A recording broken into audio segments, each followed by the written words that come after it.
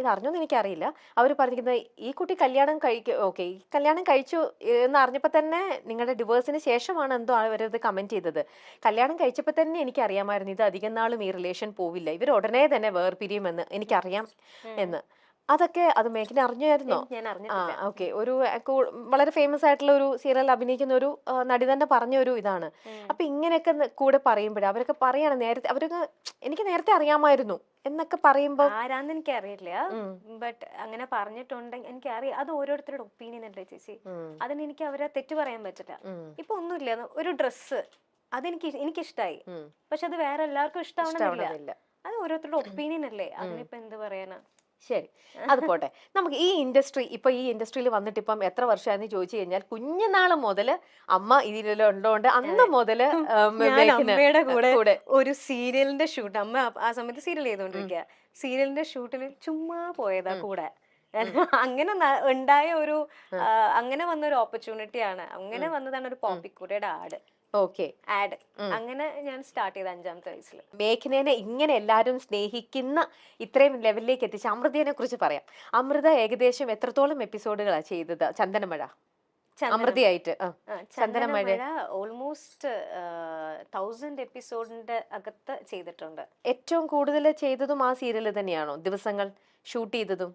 സത്യം പറഞ്ഞ ചന്ദനമഴ ചെയ്യുന്നതിന്റെ സമയത്ത് അതിന്റെ തന്നെ തമിഴും ചെയ്തോണ്ടിരിക്കുവായിരുന്നു. അതെ. അപ്പൊ 15 ദിവസം ഞാൻ ട്രിവാൻഡ്രത്ത് മലയാളത്തിൽ ചെയ്യും, അതിന്റെ തന്നെ തമിഴും സെയിം ക്യാരക്ടർ ചെയ്യും.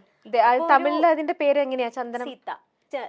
ചന്ദനമഴയ്ക്ക് പകരം ദൈവം തந்த വീട്. ദൈവം തந்த വീട്. ഇവിടെ അമൃത, അവിടെ സീത. അപ്പോ കണ്ടിന്യൂസ് ആയിട്ട് ഒരു 4.5 years ഞാൻ ആ ക്യാരക്ടറായിട്ട് തന്നെയാണ്. ഒരു 30 ദിവസം, ഒരു വർഷത്തിൽ ഒരു 365 ദിവസം ഉണ്ടെങ്കിൽ ഒരു 360 ദിവസവും ഞാൻ സത്യം പറഞ്ഞു കഴിഞ്ഞാല് അമൃതയായിട്ട് ആ ഒരു ക്യാരക്ടറായിട്ട് ജീവിച്ചിട്ടുള്ളത് കൊണ്ട് തന്നെ ഭയങ്കര അറ്റാച്ച്ഡ് ആ ക്യാരക്ടറിന്റെ അടുത്ത്. ഇപ്പോഴും അമൃതന്ന് ആരെങ്കിലും ദൂരെന്ന് വിളിച്ച് ഞാൻ തിരിഞ്ഞു നോക്കൂ. ആണല്ലേ? ഒരു 4-4.5 വർഷം ഞാൻ ആ പേര് തന്നെ കേട്ടി. ഇപ്പൊ പുറത്തു പോയി കഴിഞ്ഞാൽ ആരും ആ സമയത്ത് തന്നെ മേഘ്ന എന്ന് വിളിച്ചിട്ടേ ഇല്ല. എല്ലാവരും അമൃത അമൃത അമൃത എന്നേ വിളിച്ചിട്ടുള്ളൂ. ഇപ്പോഴും അങ്ങനെ തന്നെയാ വിളിക്കുന്നത്. അപ്പൊ ഒബ്വിയസ്ലി നമ്മള് ആ പേര് കേൾക്കുമ്പോ ടക്കുന്ന് അറിയാതെ തിരിഞ്ഞു പോകും. അതെ, ഒരു ഓട്ടോമാറ്റിക്കലി നമ്മൾ തിരിഞ്ഞു. എനിക്ക് തോന്നുന്നത് ആ ക്യാരക്ടർ ചെയ്യാനായിട്ട് ആദ്യം മേഘ്നെ അപ്രോച്ച് ചെയ്യുന്നതിന് മുമ്പേ ഫസ്റ്റ് ഒരു നമ്മൾ മരിച്ചുപോയ ശരണ്യ എന്ന് പറഞ്ഞൊരു അല്ലേ ശരണ്യനെ തന്നെയായിരുന്നു അത്. അതിനുശേഷം അത് മേഘനയിലേക്ക് എത്തിയത് എങ്ങനെയായിരുന്നു എന്നറിയാമോ? ഏച്ചിയുടെ വീട്ടിലൊക്കെ ഞാൻ പോയിട്ടുണ്ട്. ആണോ? ഏച്ചിനെ ഞാൻ കണ്ടിട്ടുണ്ട്. ഏച്ചിനെയും ഏച്ചിയുടെ ഫാമിലിനെയൊക്കെ എനിക്കറിയാം. നല്ലൊരു ഏച്ചിയാ. എന്താ പറയാ, ഭയങ്കര പോസിറ്റീവ് ആയിട്ടുള്ള ഒരു ഏച്ചിയാണ്. ഏച്ചിക്ക് സുഖമില്ലാണ്ടായപ്പോഴാണ് ആ സമയത്ത് ഞാൻ കയൽ എന്ന് പറഞ്ഞൊരു മൂവി പ്രഭു സോളമൻ സാറിന്റെ ചെയ്തുകൊണ്ടിരിക്കുക. അപ്പൊ അവിടെയാണ് ഇവര് വന്ന് ജയകുമാർ സാറ് വന്നിട്ട് ഇതുപോലെ കണ്ട് ഇതുപോലെ ഒരു സംഭവം എന്നോട് പറയുന്നതും അവിടെ നിന്ന് നേരെ ഞാൻ തമിഴിലേക്കാണ് ജോയിൻ ചെയ്യുന്നത്, ദൈവം തந்த വീട്. ഫസ്റ്റ് അതാ ഷൂട്ട് ചെയ്തത്? അതെ. അപ്പൊ 60 എപ്പിസോഡ് അവിടെ കഴിഞ്ഞിട്ടുണ്ടായിരുന്നു. അതപ്പോ ആരെടുത്തത്? ശരണ്യ ചേച്ചിനെ വെച്ച് അത് തന്നെയായിരുന്നു എടുത്തത്. ഓക്കെ. അപ്പം അത് ചേച്ചിക്ക് വയ്യാണ്ടായപ്പോഴാണ്. അതെ അതെ. അപ്പം ആ സീരിയലില് സുധാചന്ദ്രൻ മാം അവിടെ ഒരു മെയിൻ ക്യാരക്ടർ, ഇവിടെ ഊർമിളാദേവി ചെയ്ത ക്യാരക്ടർ സുധാ മാം ആണ് ചെയ്തോണ്ടിരുന്നത്, സുധാചന്ദ്രൻ മാം. അപ്പൊ മാം ഇവിടെ മൺസ്റ്റാർസ് എന്ന് പറഞ്ഞൊരു റിയാലിറ്റി ഷോയില് ജഡ്ജായിരുന്നു. അതായത് നമ്മുടെ മലയാളത്തില് അവിടെ സുധാ മാം ചെയ്തത്, നമ്മുടെ മലയാളത്തിൽ ചെയ്തത് രൂപശ്രീ അല്ലേ? അപ്പൊ മദറിലോടെ ക്യാരക്ടർ രൂപശ്രീ. അപ്പോ സുധാ മാം ഇവിടെ ഒരു റിയാലിറ്റി ഷോന്റെ ജഡ്ജായിട്ട് ഇരിക്കുകയായിരുന്നു. ആ റിയാലിറ്റി ഷോയിൽ ഞാൻ പെർഫോം ചെയ്തിട്ടുണ്ടായിരുന്നു. അപ്പോ സുധാ മാമിനെ എന്നെ കണ്ടപ്പോഴത്തേനും റിസംബ്ലൻസ് തോന്നി ശരണ്യ ചേച്ചിയുടെ. ഓക്കെ, അപ്പൊ അത് മാറ്റുവാണെങ്കിൽ ചേച്ചിക്ക് വേറെ ഓപ്ഷൻ ഇല്ലല്ലോ, ചേച്ചിക്ക് വയ്യാത്തതുകൊണ്ട്. അപ്പൊ അങ്ങനെ പകരം ഈ കുട്ടി ഉണ്ട് എന്ന് സുധാ മാമാണ് ജയകുമാർ സാറിനോട് പറഞ്ഞത്. അങ്ങനെ ജയകുമാർ സാർ എന്നെ ഫിലിം ലൊക്കേഷനിൽ വന്ന് കാണായിരുന്നു. അപ്പൊ ഈ ശരണ്യായിട്ടുള്ള പരിചയം നേരത്തെ ഉണ്ടായിരുന്നോ അതോ ഇല്ല? ഇതുമായിട്ട് സംബന്ധിച്ച് എന്നിട്ടാണ് പരിചയപ്പെടുന്നത് അല്ലേ? ഞാൻ ഫസ്റ്റ് ചേച്ചിനെ കാണുന്ന ഇതിന്റെ പ്രൊമോയിലാണ്. ഇനി സീതയ്ക്ക് പകരം ഈ സീതയാണ്, നിങ്ങൾ സപ്പോർട്ട് കൊടുക്കണം എന്ന് ഞങ്ങളൊരു പ്രൊമോ എടുത്തിട്ടുണ്ടായിരുന്നു. അപ്പോഴാണ് ചേച്ചിനെ ഫസ്റ്റ് ആയിട്ട് കാണുന്നത്. ഓക്കെ. അപ്പൊ അത് കഴിഞ്ഞിട്ട് ശരണ്യയുടെ ഏകദേശം ആ ഒരു വയ്യാണ്ട് കടന്ന ലാസ്റ്റ് സ്റ്റേജിലൊക്കെ കൂടെ ഉണ്ടായിരുന്നു. ആ സമയത്തൊക്കെ പോയി കണ്ടിരുന്നോ? ആ സമയത്തല്ല ഞാൻ കണ്ടിരുന്നത്, അതിന് കുറച്ച് മുൻപാണ് ഏച്ചിനെ പോയി കണ്ടത്, സംസാരിച്ചതൊക്കെ. ഏച്ചിക്ക് ഒരുപാട് വയ്യാണ്ടായിട്ട് പിന്നെ ഞാൻ കാണാൻ പോയിട്ടില്ല. മനസ്സ് വളരെയധികം വിഷമിപ്പിക്കുന്ന ഒരു ഇതായിരുന്നല്ലോ അതെല്ലാം. നമുക്ക് എല്ലാവർക്കും ശരിക്കും നമുക്കതും ഞങ്ങൾ ഒന്നിച്ചൊരു റിയാലിറ്റി ഷോയും ചെയ്തിട്ടുണ്ട്. ഞാനും ശരണ്യേച്ചിയും കൂടെ ഒന്നിച്ചിട്ട് ഒരു റിയാലിറ്റി ഷോയും ചെയ്തിട്ടുണ്ട് അതിനുശേഷം.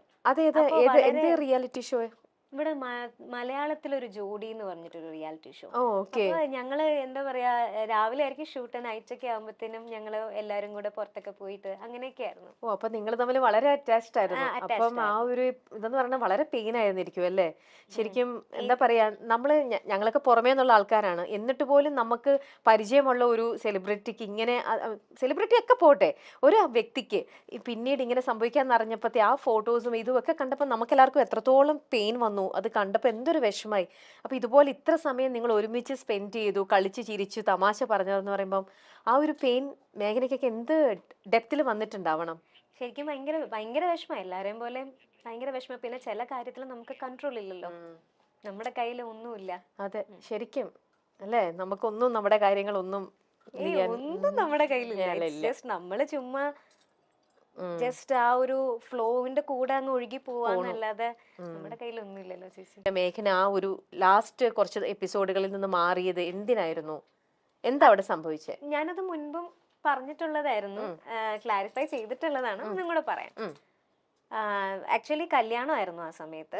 അപ്പൊ ആ സമയത്ത് എല്ലാവരെയും പോലെ, എല്ലാ പെൺകുട്ടികളും പോലെ അല്ലേ ചേച്ചി, നമുക്ക് കല്യാണം, മാരേജ് ലൈഫ്, അല്ലെങ്കിൽ നമ്മുടെ ഫാമിലി എന്ന് പറയുമ്പോൾ, പ്രത്യേകിച്ച് എന്നെ പോലെ എന്ന് പറഞ്ഞാൽ ഞാൻ പറഞ്ഞല്ലോ സിംഗിൾ പാരന്റ് ആണ്. അപ്പൊ നമുക്ക് ഒരു ഫാമിലിയിലേക്ക് പോവാ, ആ ഒരു ലൈഫ് എന്നുള്ളത് ഭയങ്കര ഒരു സ്വപ്നമാണ് സത്യം പറഞ്ഞാല്. അപ്പം അങ്ങനെ ഒരു ലൈഫിലേക്ക് പോകുമ്പോ ഇത് വലിയ കാര്യമായിട്ട് തോന്നിയില്ല ആ ഒരു പ്രായത്തില്.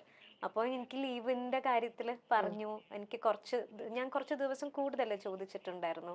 അപ്പൊ എന്താന്ന് വെച്ചാൽ ഞാൻ സാറിന് സത്യമായിട്ടും കുറ്റം പറയാലോ, എനിക്ക് സാർ ഗോഡ് ഫാദർ ആണ് സത്യം പറഞ്ഞ. ഞാൻ ഇങ്ങനെ ഒരു മേഘ്ന ഉണ്ട് ഇത്രയും പേര് അറിഞ്ഞതും എല്ലാം അമൃതയിലൂടെയാണ്. അങ്ങനെ ഒരു ഓപ്പർച്യൂണിറ്റി തന്നത് എനിക്ക് ജയകുമാർ സാറാണ്.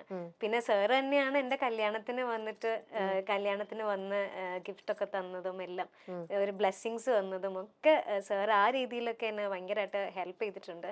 പിന്നെ സാറ് എൻ്റെ ഇങ്ങനൊരു ഡിസിഷനിൽ ഫാമിലിന്ന് വന്നപ്പോൾ സാർ ഒരിക്കലും എൻ്റെ അടുത്ത് മറിച്ചൊരു വാക്ക് പോലും പറഞ്ഞിട്ടും ഇല്ല.